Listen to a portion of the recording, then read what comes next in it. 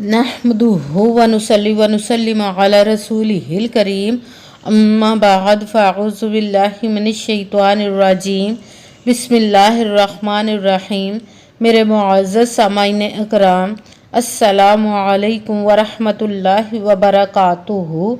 मैं अपने रब कायनात से ये दुआ करती हूँ कि मेरे जितने भी सुनने वाले हैं, रब कायनात सबको सेहतमंद, तंदुरुस्त और लंबी ज़िंदगियाँ अता फ़रमाए।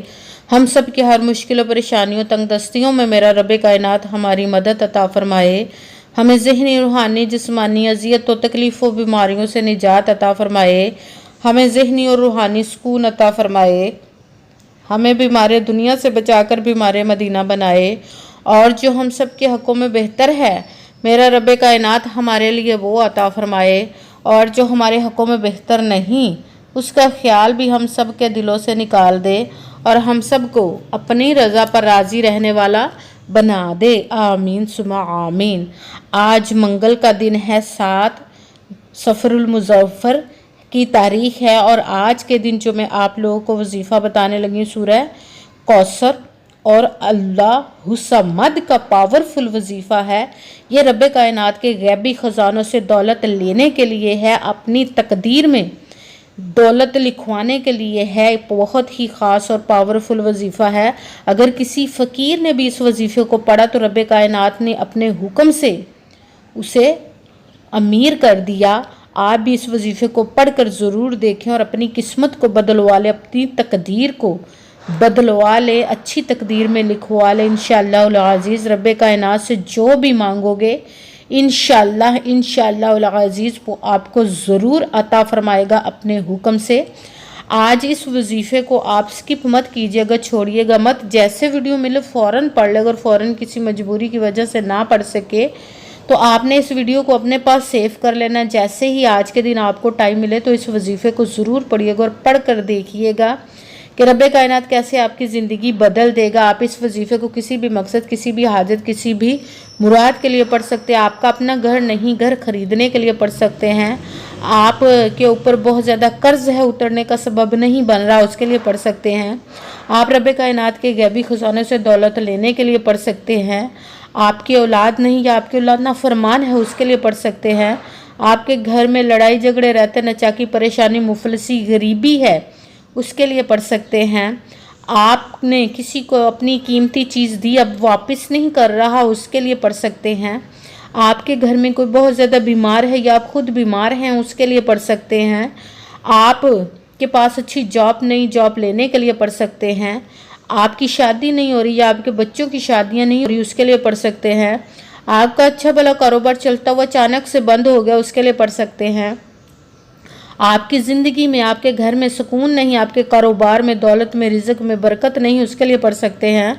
आप पर जादू टूना, बंदिश, नज़र बद, हसद कुछ भी है, उसको ख़त्म करने के लिए पढ़ सकते हैं। मतलब किसी भी मकसद, किसी भी हाजत, किसी भी मुराद के लिए पढ़ सकते हैं। मगर जब पढ़ने लगे तो रब कायनात की ज़ात पाक पर यकीन कामिल रख के पढ़िएगा।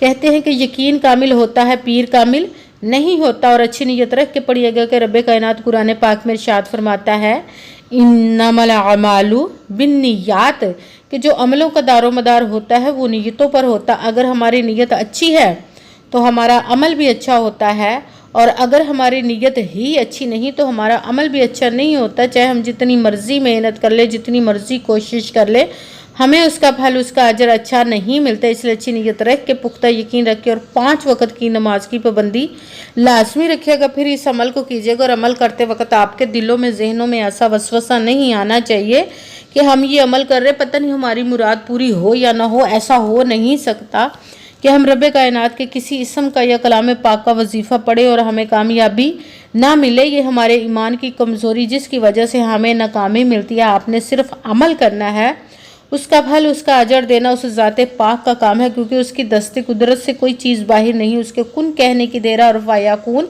हो जाता है। आपने अमल करने के बाद उसके कुन का इंतज़ार करना है। इंशाअल्लाह अज़ीज़ रब कायनात अपने हुक्म से आपकी तकदीर के बंद तौलों को खोल देगा, नसीब के सितारों को चमका देगा, पर गैबी ख़जानों की दौलत की बारिश अता फरमाएगा। आपको ज़िंदगी में कभी किसी चीज़ की कमी नहीं रहेगी इंशाअल्लाह अज़ीज़ उसके हुक्म से। اگر ویڈیو اچھی لگے تو اس کو لائک ضرور کیجیے گا اور آگے بھی شیئر کر دیجیے گا تاکہ کسی دوسرے کو ہماری وجہ سے فائدہ پہنچے تو ہمارے لیے صدقہ جاریہ بن جائے۔ جو نئے ہیں چینل پر چینل کو سبسکرائب کر لیں، بیل آئیکن کو بھی دبا لیں تاکہ میری اگلی آنے والی ویڈیو آپ تک پہنچ سکے۔ اگر کوئی مجھ سے کسی مسئلے کے بارے میں استخارہ کروانا چاہتے ہو، کسی کام کا حساب لگوانا چاہتے ہو، کسی کام کے لیے وظیفے کو پوچھنا چاہتے ہوں یا قرآن پاک آن لائن پڑھنا چاہتے ہو، محفل میلاد النبی کے لیے بلوانا چاہتے ہوں تو واٹس ایپ کا نمبر ویڈیو پر چل رہا ہے، آپ لوگ مجھ سے رابطہ کر سکتے ہیں۔ اگر میرے بھائی یا بزرگ مجھ سے رابطہ کرنا چاہتے ہوں تو واٹس ایپ پر وائس میسیج کر کے اپنا مسئلہ بتا سکتے ہیں۔ اگر بہنیں یا مائیں مجھ سے رابطہ کرنا چاہتی ہوں تو واٹس ایپ پر وائس کال کر کے مجھ سے بات کر سکتی ہیں، اپنا مسئلہ بتا سکتی ہیں۔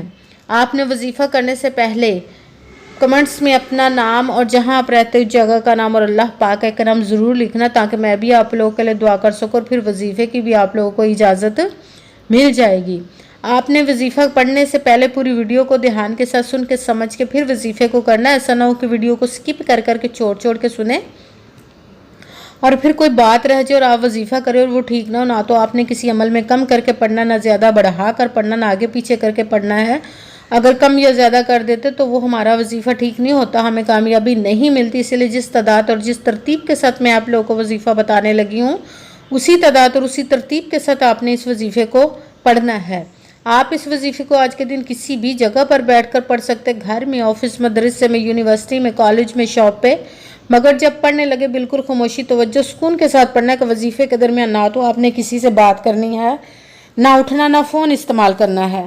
اگر ہم وظیفے کے درمیان کسی سے بات کر لیتے ہیں، اٹھ جاتے تو وہ ہمارا وظیفہ ٹھیک نہیں ہوتا، ہمیں کامیابی نہیں ملتی۔ اسی لیے مکمل وظیفہ پڑھنے کے بعد ہی آپ نے کسی سے بات کرنی، اٹھنا یا کہ فون استعمال کرنا ہے۔ آپ اس وظیفے کو آج کے دن کسی بھی وقت پڑھ سکتے، کسی بھی نماز کے ساتھ پڑھ سکتے، نماز کے علاوہ بھی پڑھ سکتے ہیں۔ اگر نماز کے ساتھ پڑھ رہے ہیں تو نماز مکمل پڑھنے کے بعد دعا مانگنے کے بعد آپ نے اس عمل کو کرنا ہے۔ اگر نماز کے علاوہ پڑھ رہے ہیں تو باوضو ہو کر ایسی جگہ پر بیٹھ کر پڑھنا ہے جہاں بالکل خاموشی، توجہ، سکون کے ساتھ آپ اس عمل کو پڑھ سکیں۔ جب آپ وظیفہ پڑھنے کے لیے بیٹھ گئے تو ایک مرتبہ درود پاک پڑھنا، کوئی سا بھی درود پاک پڑھ سکتے ہیں مگر درود ابراہیمی جو نماز میں پڑھا جاتا ہے وہ والا ایک مرتبہ درود پاک پڑھ لے تو زیادہ بہتر، ورنہ کوئی سا بھی درود پاک آپ پڑھ سکتے ہیں۔ درود پاک پڑھنے کے بعد ایک مرتبہ اعوذ باللہ من الشیطان الرجیم بسم اللہ الرحمن الرحیم پڑھ کر اپنے مقصد کی نیت کر لینی، جس مقصد کے لیے آپ اس وظیفے کو، جس حاجت کے لیے پڑھنے لگے ہیں۔ پھر آپ نے سب سے پہلے نمبر پر جو وظیفہ پڑھنا ہے وہ ہے اللہ الصمد، اللہ الصمد، اللہ الصمد، اللہ الصمد، اللہ الصمد۔ اس کو آپ نے 11 مرتبہ 11 ٹائم پڑھنا، پھر ساتھ ہی دوسرے نمبر والا وظیفہ بسم اللہ الرحمن الرحیم پڑھ کر قرآن پاک کی سب سے چھوٹی لاڈلی ضدی اور غیبی خزانوں کی دولت کی پاورفل اور مجرب جس کو وظیفہ مانا جاتا ہے اس سورت کو پڑھنا ہے، سورہ کوثر کو۔ بسم اللہ الرحمن الرحیم انا اعطیناک الکوثر فصل لربک وانحر ان شانئک ھو الابتر۔ بسم اللہ الرحمن الرحیم انا اعطیناک الکوثر فصل لربک وانحر ان شانئک ھو الابتر۔ سورہ کوثر کو آپ نے 7 مرتبہ 7 ٹائم پڑھنا، بھی ساتھ تیسرے نمبر والا وظیفہ یا جبارو، یا جبارو، یا جبارو، یا جبارو، یا جبارو، اس کو آپ نے 3 مرتبہ 3 ٹائم پڑھنا ہے۔